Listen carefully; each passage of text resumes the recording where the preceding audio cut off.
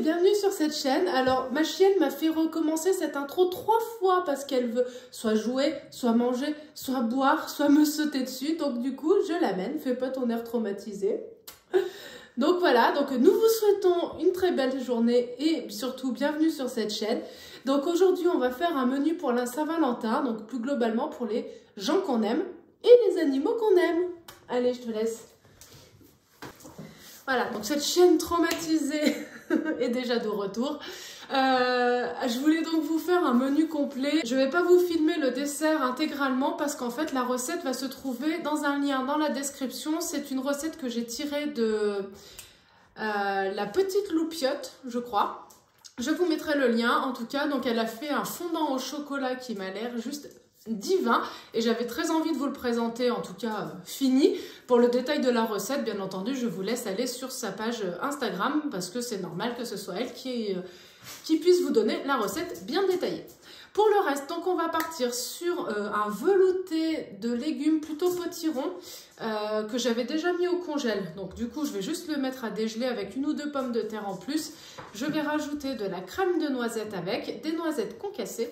Je vais accompagner ça avec une quiche en forme de cœur, avec des épinards, des tomates séchées et du tofu rosso.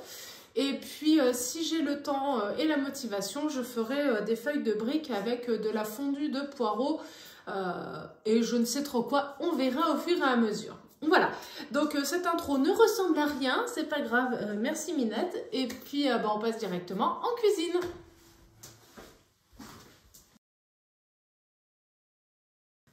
Donc c'est vrai que c'est très intéressant d'avoir déjà sa soupe de congelée.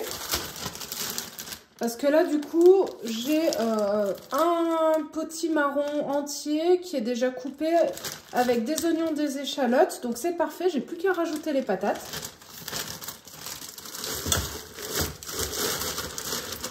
On rajoute les patates. Et je ne vais pas rajouter trop d'épices parce que j'aimerais vraiment que ça ait le goût de la noisette qui ressorte avec le potimarron. Donc je vais juste mettre de la noix de muscade, mais en fin de cuisson. Donc ce que je vais faire pour que ça ait un peu plus le goût de noisette, avec l'eau, je vais rajouter du lait de noisette, enfin de la boisson à la noisette.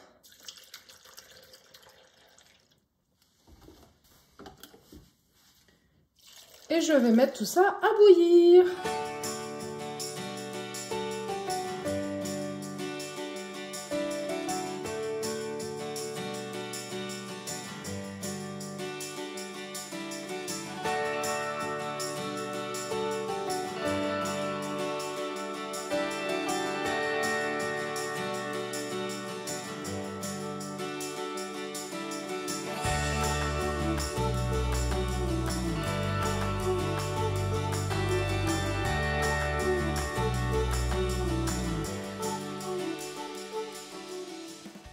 Alors, pour cette recette, il va nous falloir une pâte brisée du commerce ou faite maison.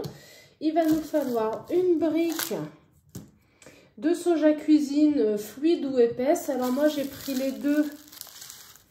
Mais comme en fait mon plat est tout petit, je pense qu'une seule suffira. Il va me falloir de la farine, de la fécule. Je vais mettre de la moutarde qui vient de Pologne, mais que j'adore parce qu'elle est très épicée. Donc, moutarde de Pologne. Du tofu rosso, donc je vais en mettre un bloc.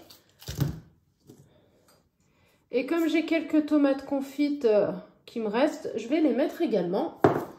Voilà, donc c'est parti. Et mes épinards, donc j'ai pris la moitié d'un sachet à peu près. Ça faisait 3 gros blocs. Et je les ai fait décongeler au micro-ondes, j'ai bien essoré l'eau et donc on va préparer tout ça. Alors je mets d'abord ma crème de soja.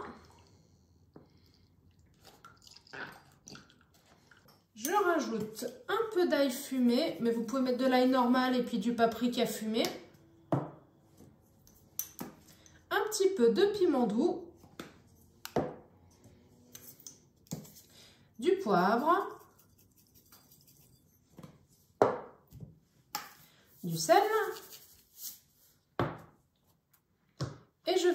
rajouter une cuillère de farine et une bonne cuillère de fécule. On mélange tout ce beau monde.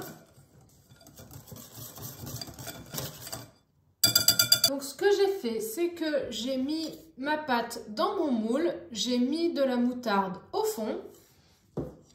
Dans ma pâte, je vais émietter le bloc de tofu dans un premier temps. En plus, c'est vraiment un tofu qui est super bon, celui-là.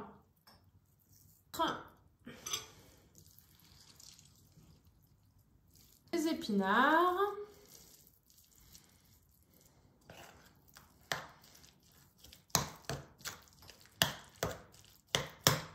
Hop.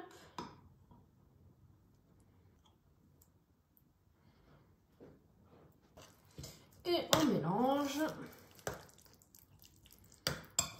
Donc, je pense que dans un plat à tarte rond, ce sera beaucoup mieux parce que là, comme le mien est tout petit, ça va faire de l'épaisseur et je suis pas sûre que ça prenne. Mais j'avais envie.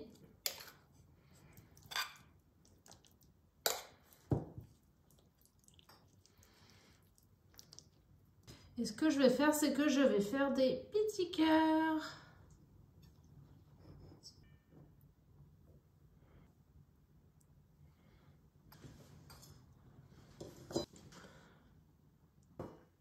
Et voilà. Et j'ai oublié de mettre la levure maltée, donc je vais en mettre dessus.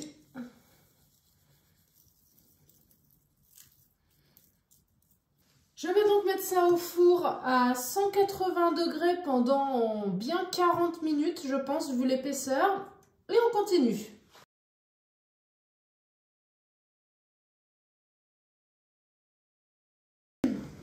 Donc j'ai préféré par sécurité mettre du papier cuisson autour de mon gâteau.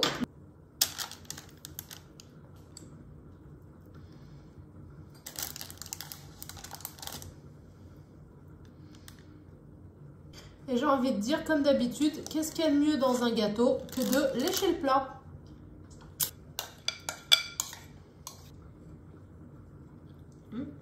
On pourrait presque le manger comme ça. Donc ça part au four et je vous le montre tout à l'heure.